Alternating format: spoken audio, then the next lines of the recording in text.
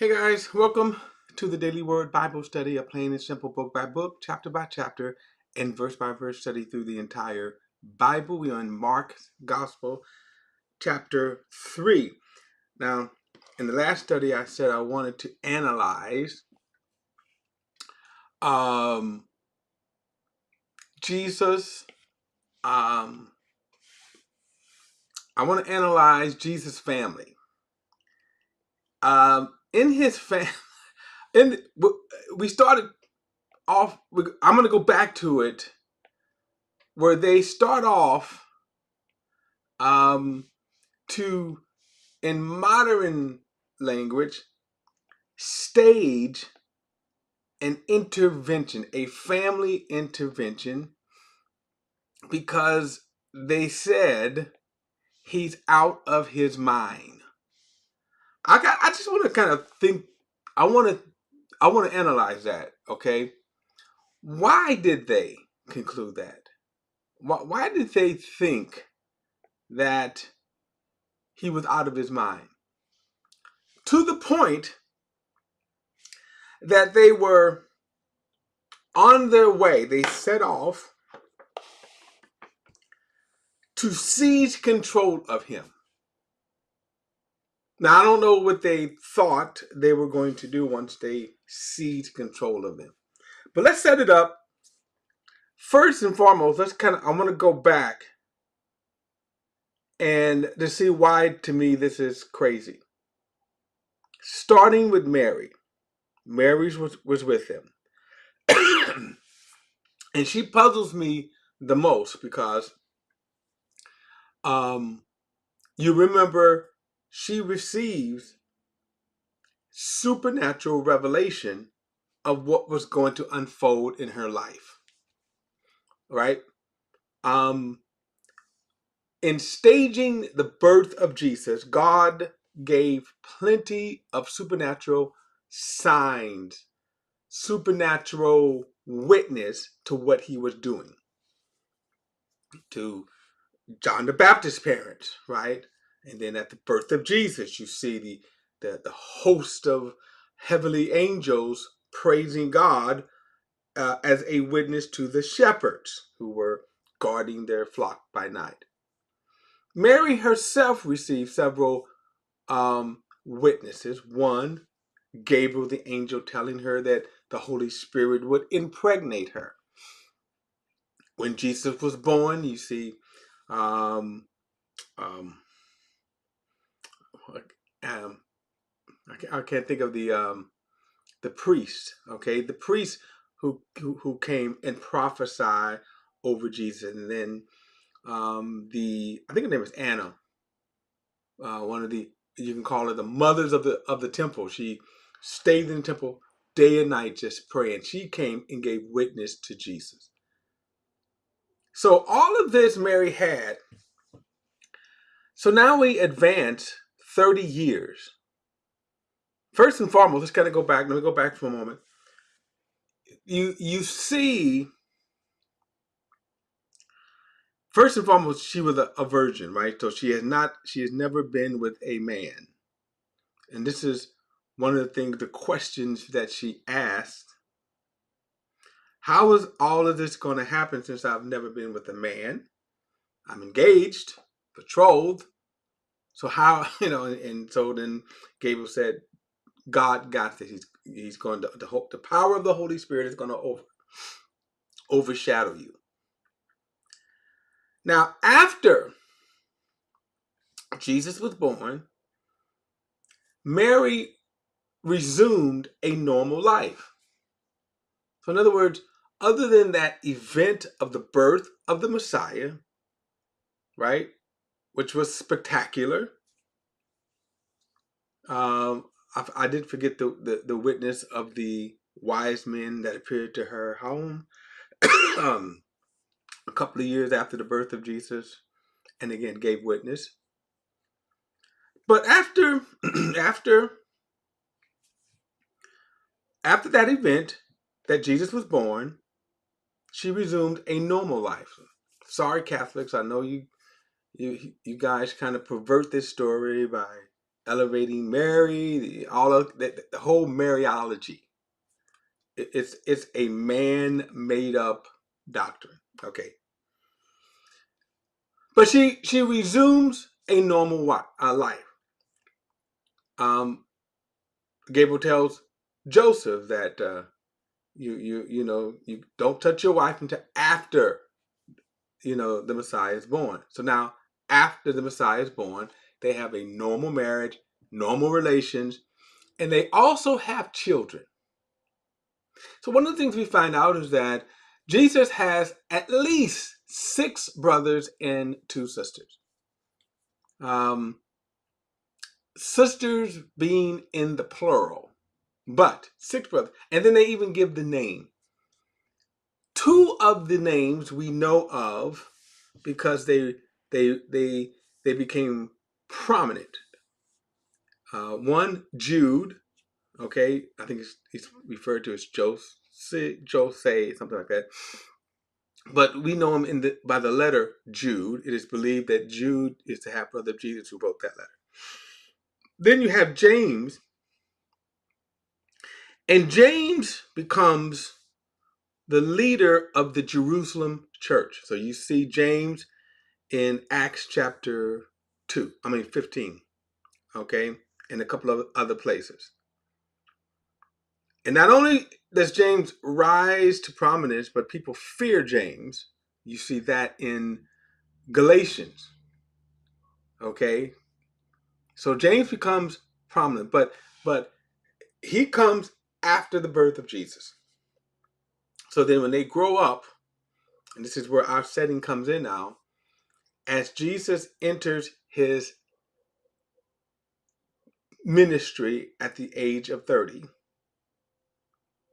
So up until this time, you see the family of Jesus who's with Jesus. They're with him. Let me go back. They are around Jesus.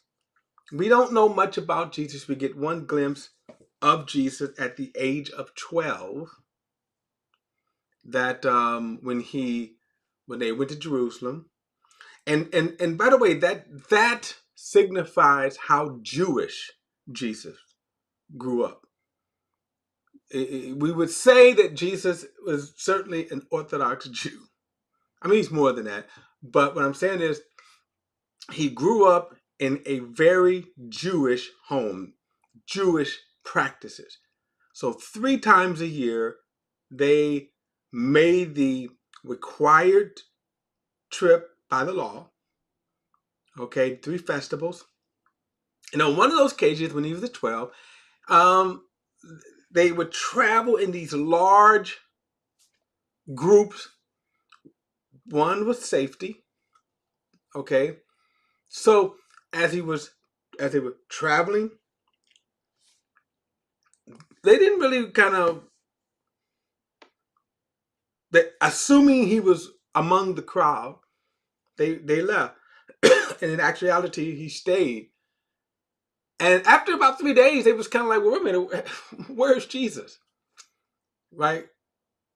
Almost like that kind of Home Alone situation where everybody took him out and all of a sudden, Jesus! Right? I'm kidding, right? But so then Joseph and Mary, they said they left. Now the other kids were probably with, again, family, friends, and they went back to Galilee. So remember, Galilee, just to kind of give you a picture. Where you at? Well, one of my little small maps here. So as they were traveling, so Jesus grows up. Let's see if I can see this one better. Okay. I don't know if you can see this map here clearly. But if you look at the map, no, all right, all right. So if you look at the map here, you see Judea at the bottom. So then you see Judea, And then you see way up to the top, you see Galilee. 3 times a year, Jesus grew up in Galilee. And you probably can't, I don't know if you can see it, but Capernaum, and then there's Nazareth. And of course, when he in his ministry, he moves from Nazareth to Capernaum. Now, this event around when he was 12 years old, he actually, as they were in Jerusalem, which is down at the bottom. So they begin to travel. They're making their way back up to Galilee, and then at some point they notice Jesus is not with us. They turn back and go to Jerusalem. Okay, they turn back and they go to Jerusalem. Now I'm setting all this up because I'm showing you the family dynamic of Jesus. And so as he gets older, it's believed Joseph passes away because he's not mentioned in the public ministry of Jesus. He goes to Jerusalem and he starts his ministry. His family is with him. You see that in John chapter 2. His family is with him. Then they have an event. They go to the temple. And when they go to the temple, they Jesus in this recording, well, Jesus drives out the money changers. Now, that's an interesting change of events because from that moment on, you don't see the family of Jesus with you don't see the family of Jesus with him any longer. So then as we go through this 3.5 year period of time, we're going to see this event here where they tried to seize control of him. In John chapter 7, you see his brothers that are hostile to Jesus, taunting him. So they're through with Jesus, right? Or they're perplexed, they're angry, whatever. And one reason is that the Jews were expecting the Messiah, even his family. It's not that they didn't really believe in Jesus, it was that they were disappointed. They were expecting the Messiah, and now they get this guy who is bucking against the system. Okay? They were Orthodox Jews. Okay? So with that, let's go to let's get back. Excuse me. Verse 20 says, Then he went home, and the crowd gathered again so that they were not even able to eat. When his family heard this, now when it says home, okay, so then home would be Nazareth. So then he says, he went home and the crowd gathered, he was not able to eat. And when his family heard this, they set out to restrain him because they said he is out of his mind. All right. So now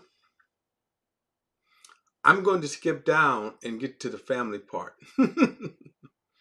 All right. Verse 31 says, Then his mother and his brothers came, and standing outside, they sent word to him and called to him. And the crowd was sitting around and told him, Look, your mother, your brothers, and your sister are outside asking for you. But he replied to them, Who are my mother and my brothers?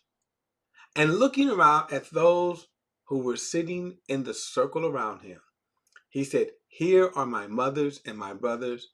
Whoever does the will of God is my brother and my sister.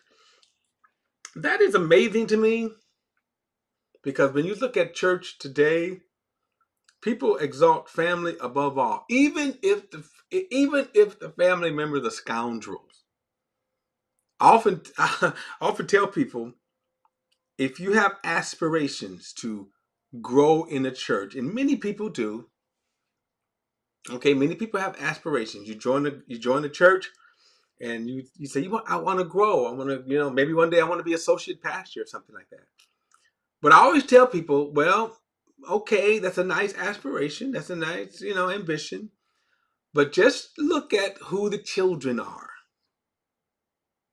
Just look at who the children are, because they are going to get preference over you.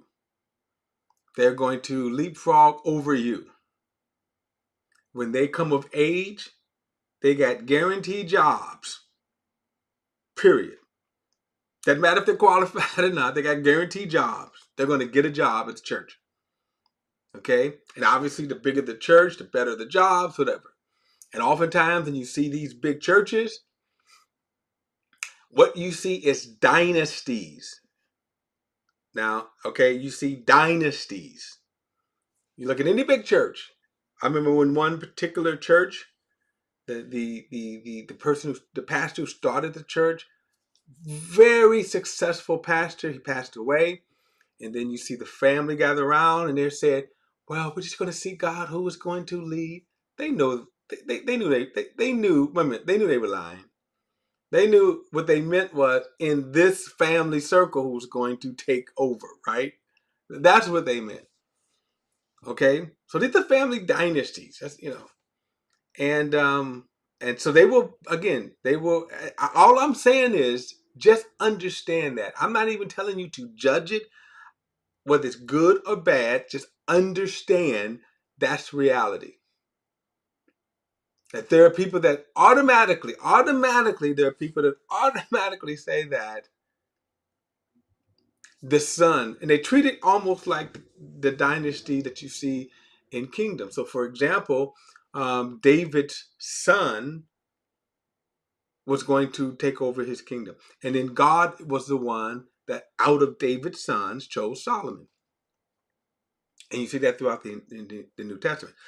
What I'm saying is that Jesus did not function this way. Jesus didn't function that way. When his parents, when his family disowned him, notice this. They said, hey, your family is outside looking for you. Who is my mother? Who is my brother? Jesus didn't play that. You wasn't just a shoe-in with Jesus. He didn't play that. He says, who are my mothers? Who are my brothers? Looking around at those who were sitting in a circle around him, he said, here are my mothers, my brothers. Whoever does the will of God is my brothers and my sister and my mother. Now, why did he diss them like that? See, even a lot of Jews and his disciples, except Judas, they stuck with Jesus thick and thin no matter what. One of the issues, of course, as I said earlier, is that people were looking for the Messiah. And here's the interesting thing. Even though you were disappointed that Jesus was not the Messiah, that he did not, that if he were living in this day, I'm speaking of, that even if you were disappointed, and they were all disappointed, you remember in Acts, even as Jesus is getting ready to ascend into heaven, the disciples asked him, are you restoring the kingdom to Israel at this time? That was their hope. Now, here's where, to their credit, that even though, okay, we're not understanding you, Jesus, about this, you're not starting the kingdom yet. We're not getting that. We're not. I don't understand, Jesus, why you're not breaking the foot of Rome off of our neck, but you're still Lord. See, that's the difference. You're still Lord. Even though I don't understand, you're still Lord. Why? This is what he has demonstrated and proven himself to be. And at this time, his family rejected him. And that's why Jesus now says, hey, who is my mother? Who is my brothers? He did not give them special privileges because of that. Oh, make way. Make way. Jesus' family is here. His mother's here. Set him down in the front. No. Notice what Jesus says: "Who is my mother? Who is my brother? Those who does the will of God." That would be refreshing to see. The churches without these kinds of preferences, right? So the problem here, and again, I'm most, like I said, I'm most perplexed at Mary, because remember, she had all of the supernatural witnesses. Now, let me just say this: between this time and the resurrection, the family came to, the family did see the light. Okay, as I said, James became one of the leaders of the Jerusalem movement, and of course, we have his letters. Okay, but it is interesting during this time how that as they set out to come, as they set out to seize control of Jesus, as I said, I wonder what they would have done if they would have encountered him. Interesting. All right, I'm going to pick this up in the next study, uh, and then because I wanted to do that, you know, the the family staging an intervention on Jesus and got this. Okay. All right, guys, don't forget to like and share this video and subscribe to BP the Bible Perspective. And as always, if you have a thought or comment, add it to the comments section below. All comments are welcome. And I'll see you in the next study.